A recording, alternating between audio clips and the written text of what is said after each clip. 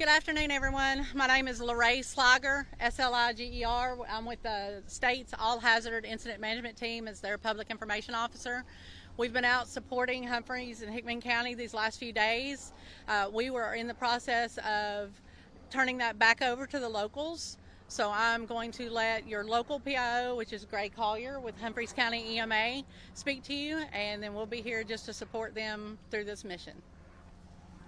Hi guys, like she said, if I haven't met you yet, I know I've met a lot of you. My name is Gray Collier, that's Grey Collier, and I'm the Public Information Officer under the Humphreys County Emergency Management Agency.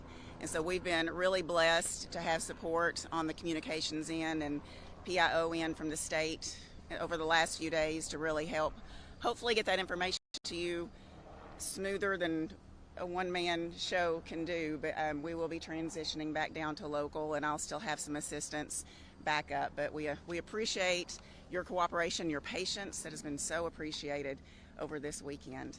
If you don't have my contact information, you can get with me, and you should have all that by the end. And at this time, I'm going to turn it over to Sheriff Davis and Sheriff Kraft. I'd like to take just a moment to follow up on what she just said. The PIOs from every agency, again, my mind's still tired of everybody that's here and they're able to come together, and the information that we've been trying to push out to you guys and keep you up to date as much as we can on everything. Number one, I look around and I see that I'm familiar with a lot of you here. And I want to say I'm very appreciative of the ones of you here, because my next comment I don't think come from anyone here or that we know is here. Again, I would like to really emphasize the fake reporting, the fake information that's being put out there. It's being very hurtful to a lot of our families and to our victims' families and their extended families. And it's actually one of the reasons that we wanted to take a few minutes and do what we're about to do. Sheriff and I are about to release to you the names and confirm that with you guys of the 16 victims. With that, I know some of you have probably seen that information through Facebook or wherever, but we want to confirm with you the names of those individual souls that we've been talking about.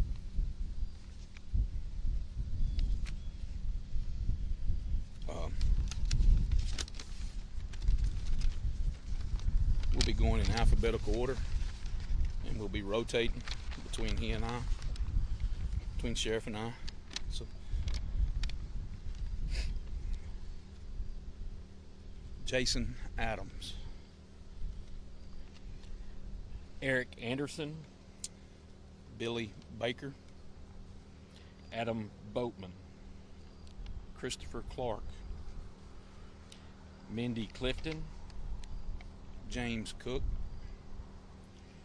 Rena Gillingham, Letitia Mays, Jeremy Moore, Melinda Rainey, Melissa Stanford, Trenton Stewart, Rachel Woodall, Stephen Wright, and Donald Yule.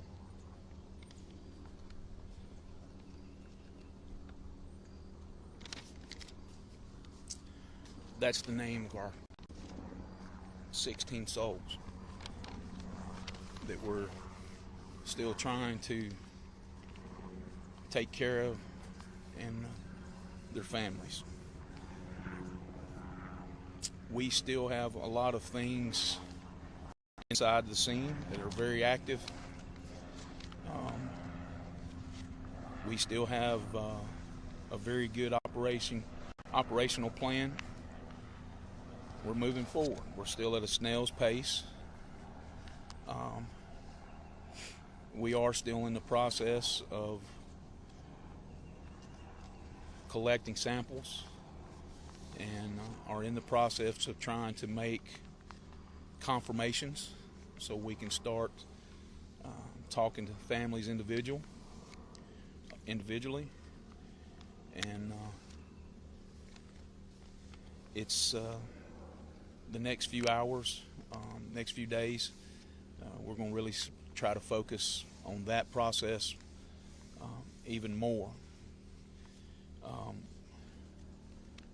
One of the things that I'd like to ask of you all,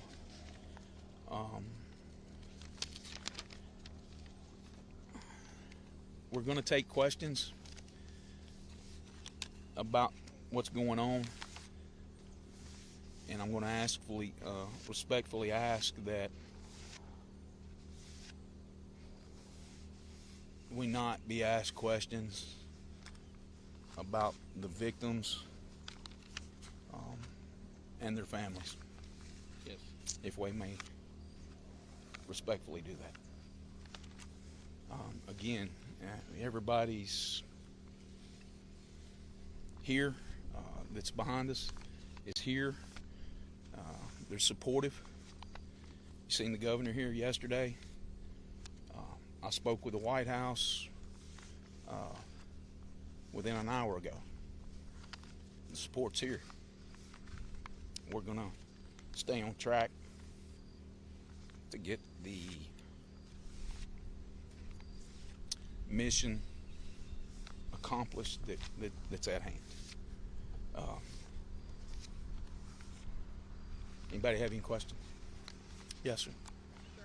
If you're still working to confirm the DNA and other things like that on these victims, how at this point do you feel comfortable releasing those names? What have you guys been doing to confirm that? Well, as we've spoke before in some of our earlier conferences, the TBI is on scene with top-of-the-line technology that they have to be able to do that. And I don't even want to try to go much further with that statement because I don't understand it myself. But when they tell me something and I know their technology, we used it during the flood and we had great success with it.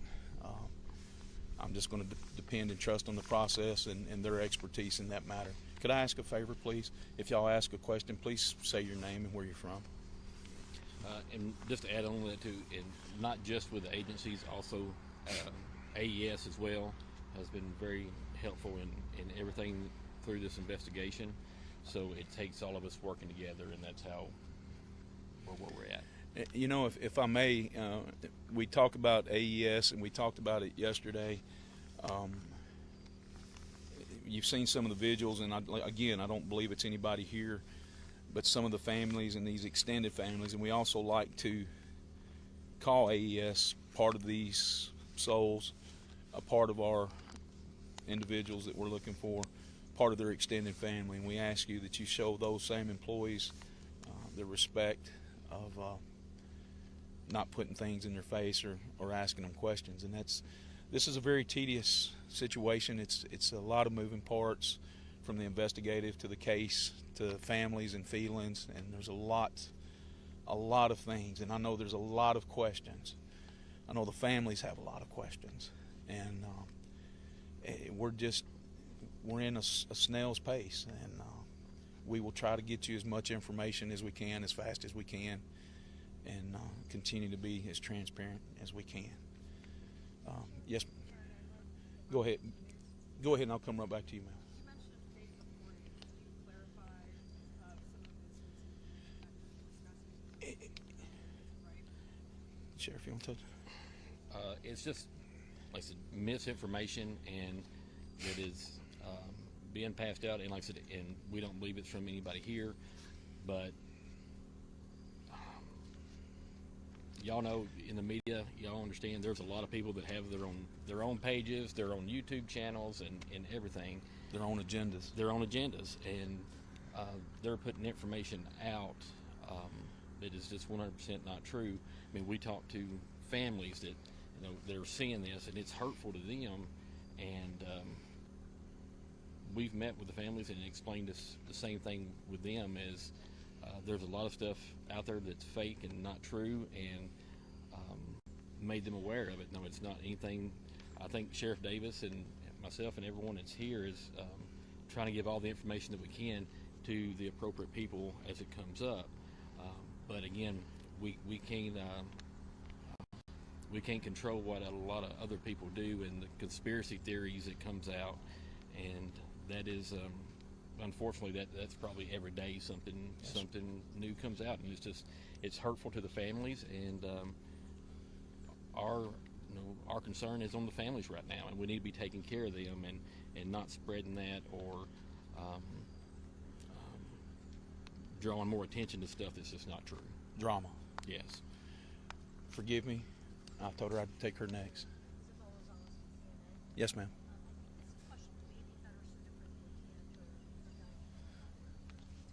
You defer to our ASAC today.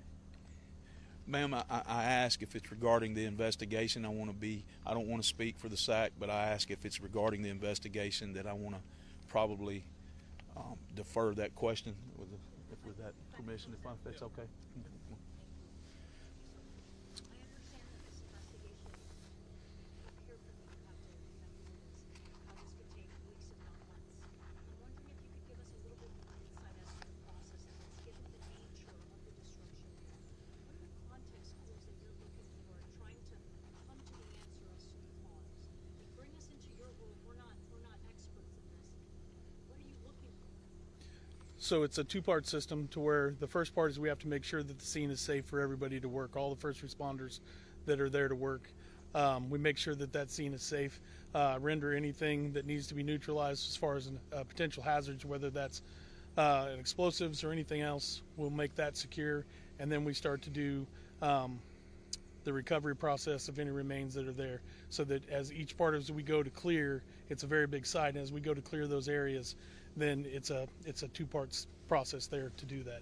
So, and then as that area is clear, and then once we have that entire area cleared for all hazards, all remains, everything else, then we'll start the post-blast, investigation and that to kind of see the cause and origin of what happened. But what does that look like? What are you looking for, given the level of destruction? Everything, it's almost like putting a puzzle back together.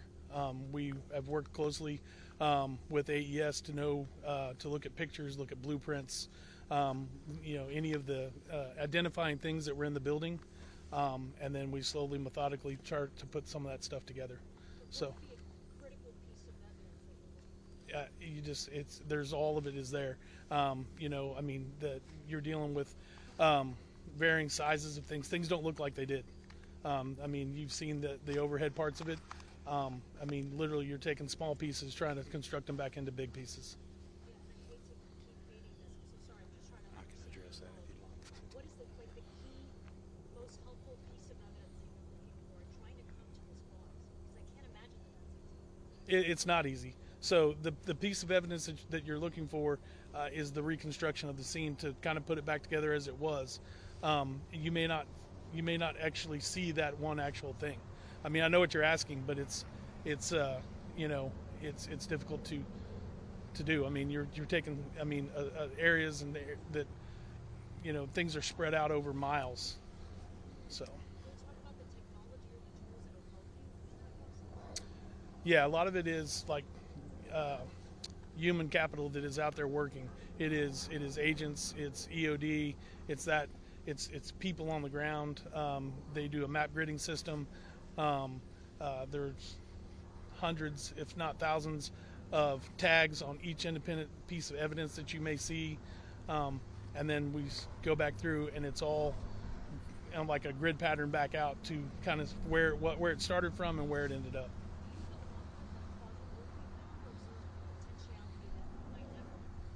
I can't speak on that right now because you'd have to put it all back together. So. And one question, I'm used to Nashville. Sheriffs, you guys see that different confirmation systems, talking with families. So have you been talking with families as a group, and what are those conversations individually? We have spoke to the families as a group. We know that we've had some breakout teams because there was questions that a lot of the families had and wanted to feel more comfortable talking individually. We know that those conversations have taken place. We've assured them that we're doing everything that we can, and I really don't want to go much further than that because I want to respect those conversations and respect those families. Sheriff Davis, it's the other Chris Davis. The other, hi Chris. So many people in Middle Tennessee, I know, want to help. I know national audiences have been disturbed by all of this and want to be able to help the families and want to help this community. Are there any funds? Are there anything we can direct people to be able to get? Sure. I know there has been a GoFundMe page that's been set up. The information is on Humphreys County, Hickman County EMA's website or our Facebook page. It's also on the Hickman County Sheriff's Office Facebook page, and I'm assuming probably on Humphreys County's as well. So there is some stuff that's getting started. Yes, sir. And then also just want to ask, I know you guys are wanting to protect, the identities of these families. Totally understand that. But give us an idea of the kind of people we've lost here in this community. It seems like the two of you likely know these people. Absolutely, Chris. And just for an example, and as I've said before, it's you walk into this room and we look at a list of names before we get the list of names. We're walking into the room, and then that's when we start putting faces, families together. That's when we start putting things, oh wow moments. And what I mean by that, Chris, is as we stand up there, we start looking out across everyone that's in the room. My neighbor,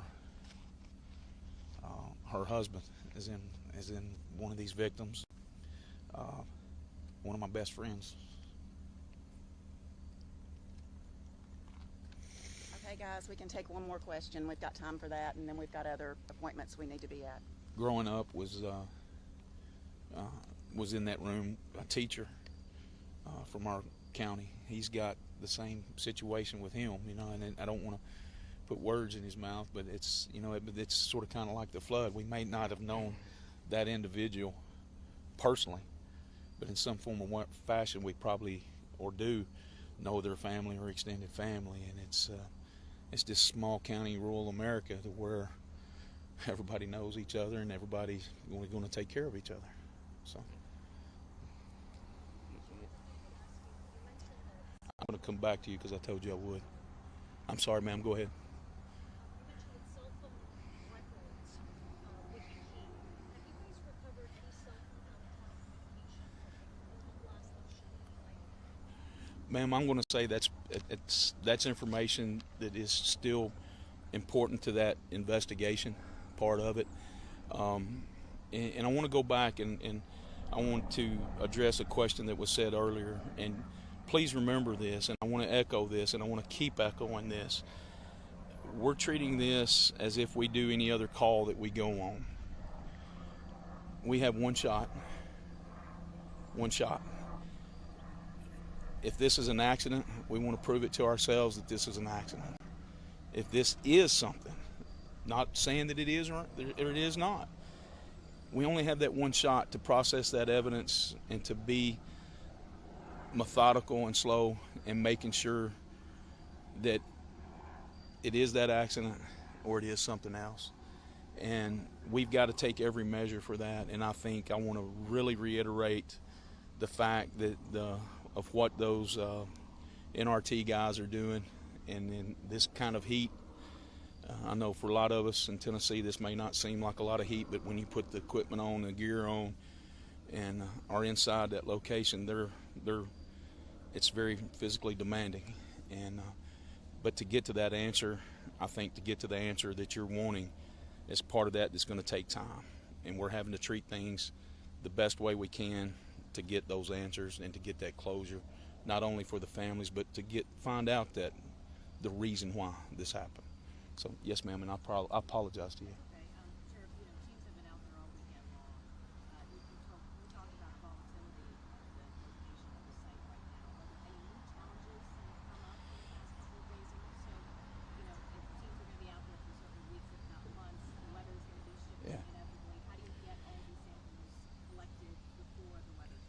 that's definitely one of the Achilles heels that we have, is having to do that. But we also just discussed this morning that our scene has expanded a little.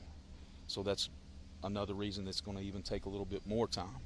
So with all the different, the physicalness of the work, if there is a such word as that, that's how tired I am.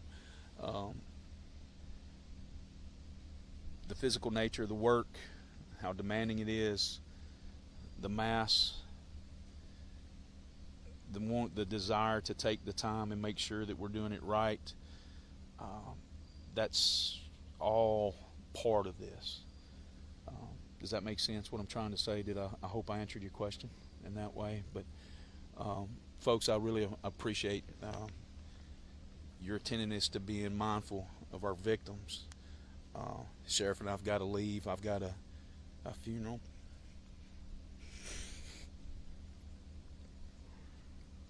That I need to go to.